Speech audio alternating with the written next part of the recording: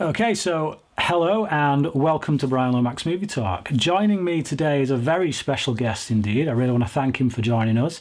And his name is Divian Ladwa. If I hope I'm pronouncing that right, Divian. Am I You pronouncing that? pronounced that perfectly.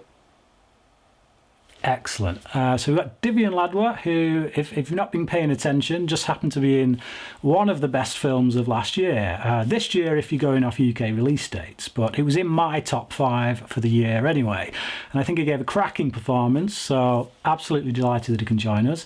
Divian, I must say, given that acting is one of those professions that kind of subjects you to ritual humiliation and constant rejection, the first question I must ask is, what the hell got you into acting?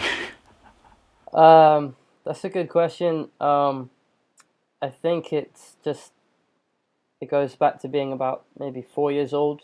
Something that I wanted to do as long as I can remember. I love watching films. I watch all sorts of films. I have very early memories of watching films like Terminator and Alien. These films used to come on ITV. They used to get interrupted by the news. My mum used to do this night shift, and my granddad would try and have me in bed by 9 p.m. and I'd pretend to fall asleep, and then my mum would come home having finished her night shift, and I would creep down the stairs, and she would make me go back to bed. But when there was a good film on, um, both of us would sort of get absorbed by the movie, and that sort of telling off to go to bed would sort of get sidelined, and we'd both be engrossed in whatever film we're watching. And back in those days, a movie like Terminator or Alien would really grip you, you know. So yeah, I guess I just wanted to grow up and either be a machine from the future or go into space and kill aliens. And the only way you can do that really is to be an actor and be in films. Um, it's not the usual answer, I guess, with people saying they went to see a Shakespeare play and decided that's what I'm going to do. It's not like that, but we did go to see a lot of plays in school, lots of West End stuff, and they were always just very amazing. So, moving into Lion, which, like I say, one of my favourite films of the year. What was your process for that? What was the audition process for that? How did you end up getting the part? The audition process, if we go right back to the beginning, uh, they had a casting director in Australia. Her name's Kirsty McGregor, and I guess what she was doing was in the original first stages. I guess she was using herself and her team in Australia, auditioning people in New Zealand, Sydney, Melbourne. Then they had someone in India looking for people. They had someone called Shaheen Baig in the UK, and they had whoever they had in whatever contacts they had in LA and New York. So the first audition, I kind of knew Shaheen Baig was auditioning for this film, but I didn't know much about it. I kind of knew about a month or two, for a month or two, and then my friend Mons, a girl who used to be in Ashes to Ashes, said, "Could you help me audition some kids for a short film I'm doing? You get to meet Shaheen Baig." And I was like, "Well, I'm not too fussed about that, but I'd be happy to help you." And then a couple of weeks later, I was called in for a Lion.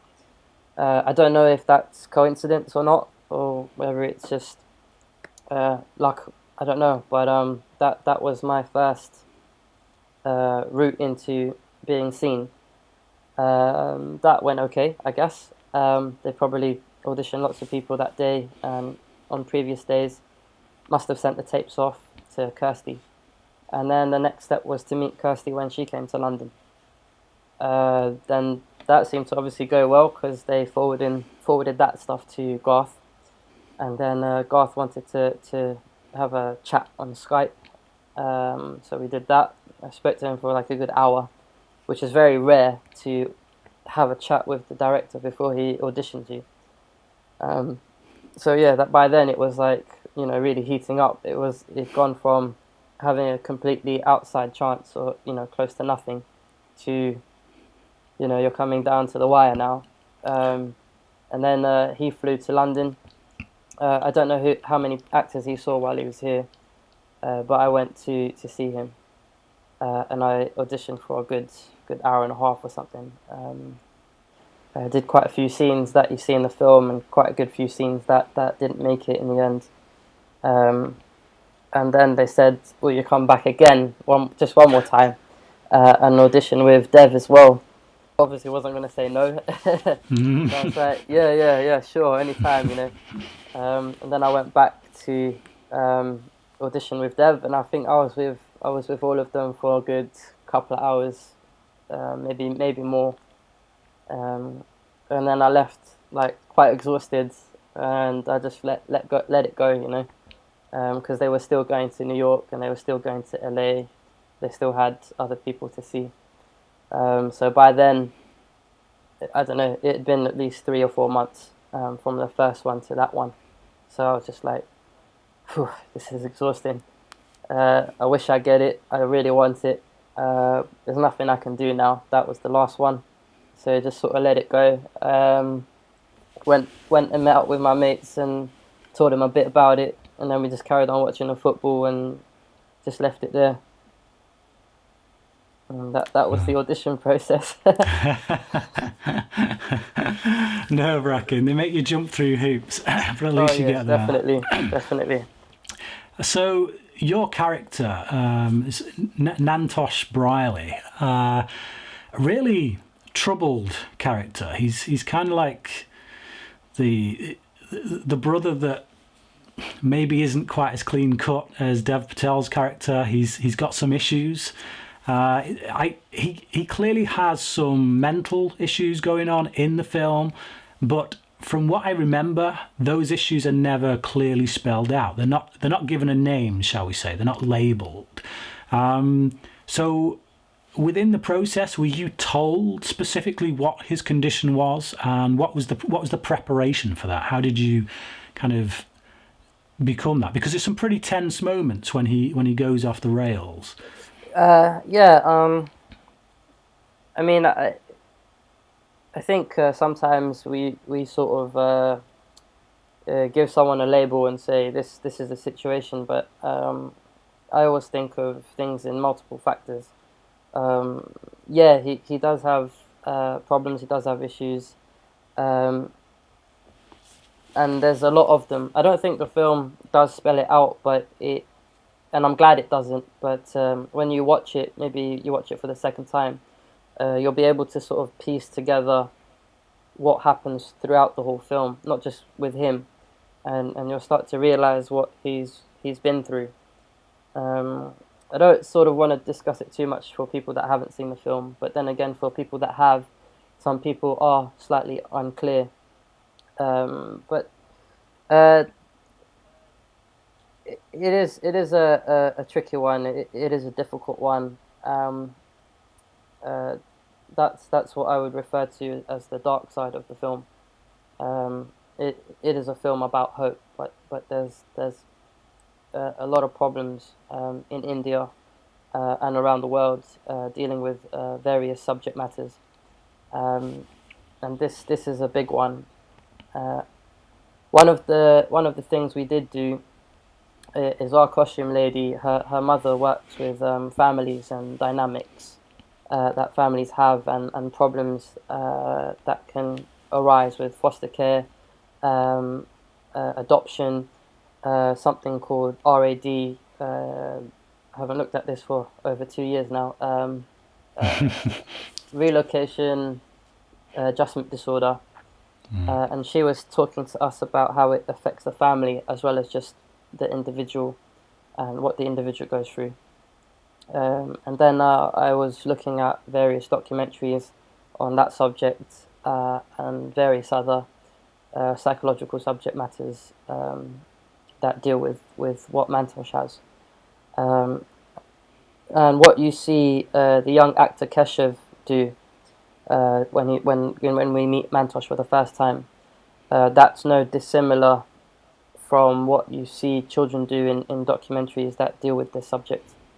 I don't know how that boy performed like that. It was quite amazing. It's almost as though I don't know whether he had seen it himself, or how Garth directed him, but what I saw, the footage I saw, not just in the film, but the stuff they shot that day, was no different to what I was seeing it in the documentaries. Yeah, I mean, like when I watched the film, I never get the sense that Mantosh is a bad seed or anything like that. He's like clearly troubled. He's essentially been taken from his home for whatever reason.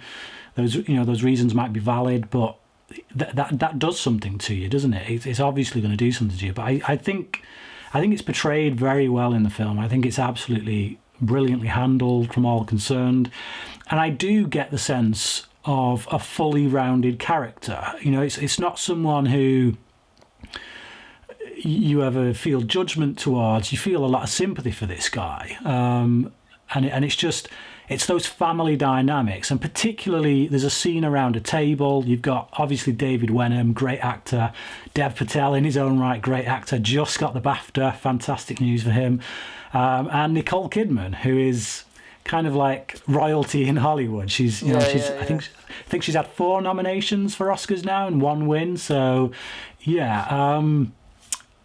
incredible actress, and that scene around the dinner table just felt so real to me. As a family unit, I just absolutely 100% believed in those performances, in the family dynamics. How did the 4 of you come to that place where you were this believable family, I guess? Is it all there in the script? Is it the direction, or... Yeah, you know what? That was like the first thing that we shot in Australia. So how we managed to convey that, having just assembled as a group, I think it comes down to Garth and Garth's way of working. So when me and Dev arrived, the first thing we did was hang out with Garth. We went to his family's house. He cooked for us. He took us out a lot. So me and Dev were sort of already bonding.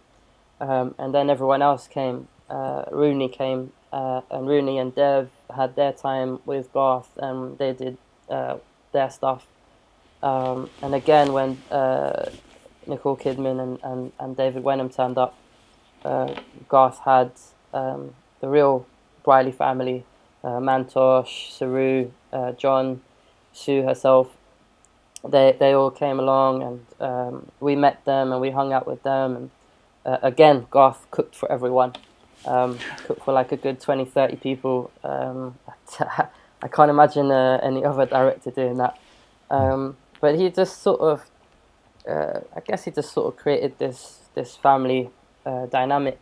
And when I was referring to the costume lady's mum, when she was talking to us, that was like our first rehearsal day, if you will, and we were just sitting around a table, just like that family scene. And even then, Garth had already placed where we were sitting around that little exercise table, and it was exactly like in the film. So I was sat on this side, and Nicole was just to my right.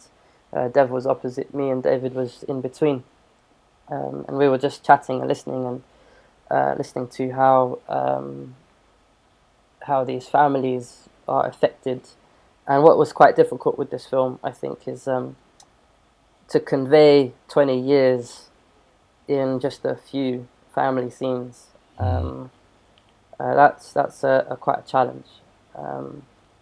But I think by then we had sort of learnt enough, and we had sort of played around together and hung out with each other enough to be comfortable in each other's places and spaces. And understand the complexity of that family dynamic. Excellent. Did you ever get a chance to meet the real life Mantosh Brierley? Yeah. So when they came to that big lunch that we did, I went and met Sue, John, and Mantosh at their place. The real Mantosh actually lives closer to the main area of Hobart, and the family live on the other side of the harbour. So yeah, I met him. He was quite relaxed. Very, very nice family, very welcoming. They have like dogs and parrots and stuff that are quite animal friendly. Taking care of their pets. Nice, lovely home. So I hung out with them for the morning, and then in the afternoon, late afternoon, they came over to that like barbecue thing, whatever it was. Playing cricket with the kids that had just arrived from India. And yeah, I think to be honest with you, I think everyone, me, Mantosh, Sue, I think everyone was just excited to meet Nicole Kidman, to be honest with you. And what was that like? Well, I had already met her, so but at the same time, everyone was having their photos with her, and I just felt a bit awkward because I wanted to have my photo with her as well.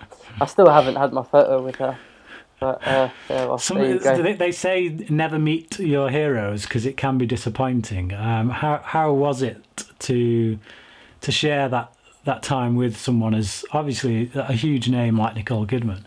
Well, going back to watching films as kids, I vaguely remember movies like Hotel Bangkok and Vietnam. They used to have those TV dramas that used to come on.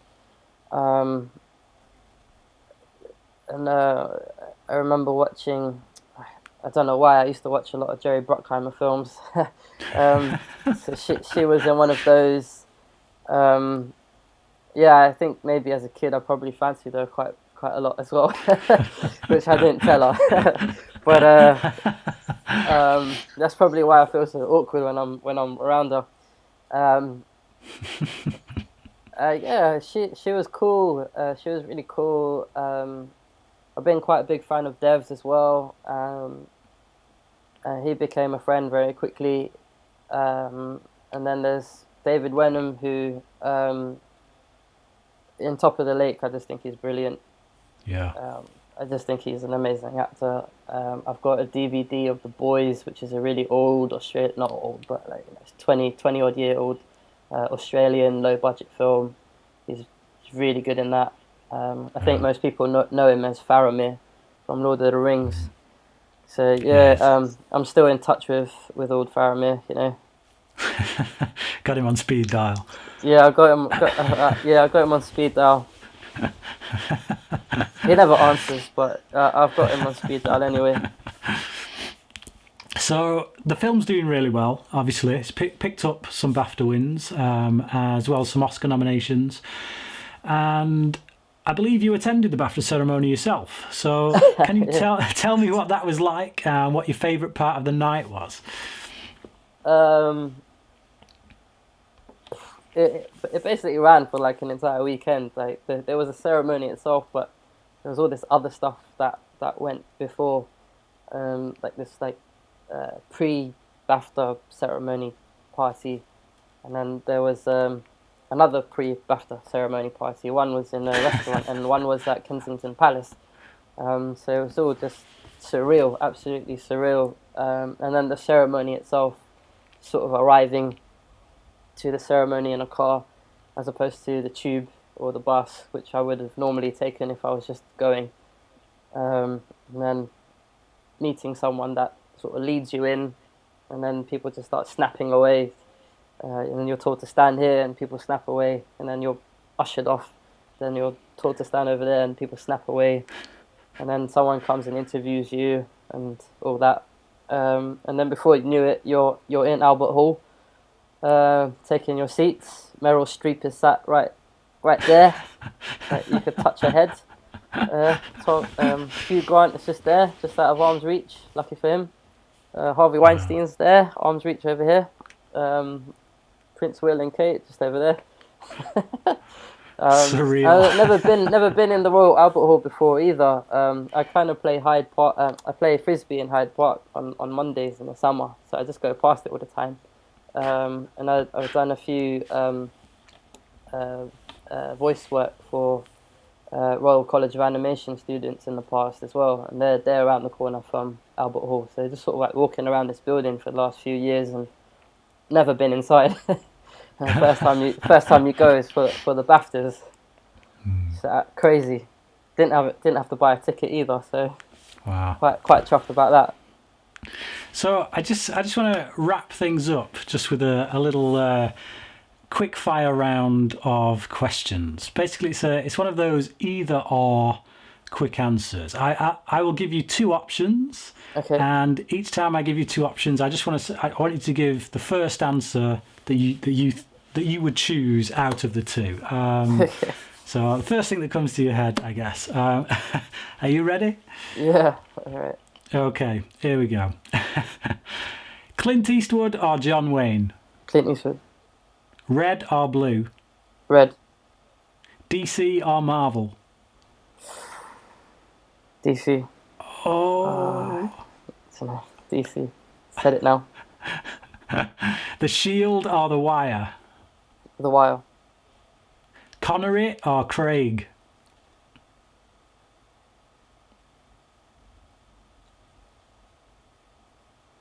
Connery. Chocolate or vanilla? Chocolate. Night or day? Night. Kubrick or Hitchcock? Oh, no. Oh God. Hitchcock. Yeah, Hitchcock. Star Trek or Star Wars? Oh God. You know what? This is gonna end my career. Neither of them. Oh, okay. The Beatles. I've lost or the any Rolling possible Stones? fan base. I know the Beatles work more, so I'll go with the Beatles. Okay. 3D or 2D? 2D. Batman or Superman? Oh gosh, I'll go with Batman. The West Wing Not or Ben Breaking Bad? Affleck Batman though. Not Ben Affleck Batman. We're talking Christian No. Bale Batman. No. No? Michael Keaton Batman? No, just comic book Batman. Lego Man Okay, Batman. no worries. Lego Man Yeah. Batman. Okay. West Wing or Breaking Bad? Breaking Bad. Wrong answer. But Meryl Streep or Amy Adams? Meryl Streep.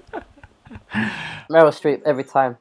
Meryl Streep every time. Okay. Underworld or Resident Evil? I'm sorry, I don't watch either of those.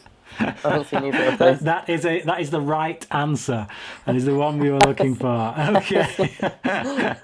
That's like You late passed night the Channel test. 5 movie, man. That's something you come home to after the pub and you're not even watching it. You're just on in the background. Okay. Well, listen, mate, it's been an absolute pleasure to have you on. Thank you very much for coming on. Anyone who's not seen Lion, I strongly urge you to go out and watch it because, like I say, it's in my top 5 of the year. Outstanding film. So, yeah, Divian, thank you for joining me. Cheers, man. Thanks for having me. So, yeah, you've been watching Brian Lomax's Movie Talk, or if you're listening to this on Brits on Flicks, you've been listening to this on Brits on Flicks. Until next time, thanks for watching and thanks for listening.